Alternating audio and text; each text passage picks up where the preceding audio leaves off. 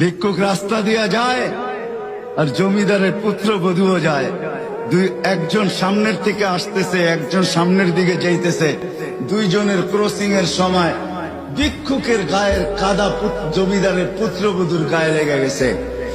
সে দুনিয়া আন্ধার করে ফেলছে, স্বামীকে ডাইকা নিয়ে আসছে, বলছে ভিক্ষুক আমার কাপড় নষ্ট করে দিছে।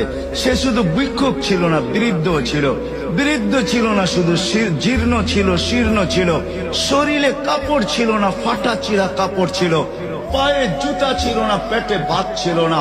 জমিদারের পুত্র সইতে পারে নাই, যৌবনী শক্তি সয়তো সয় কি কইরা তার স্ত্রীর গায়ে ভিক্ষুকের কাদা।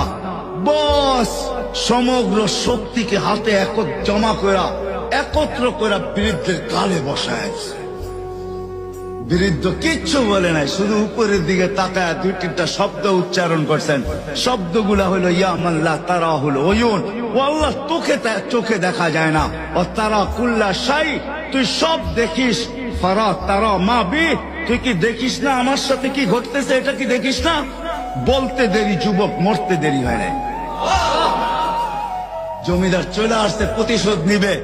বৃদ্ধের একদিকে মুস্কি হাসি, একদিকে বলতেছে প্রেমের খেলা এমনই হয়।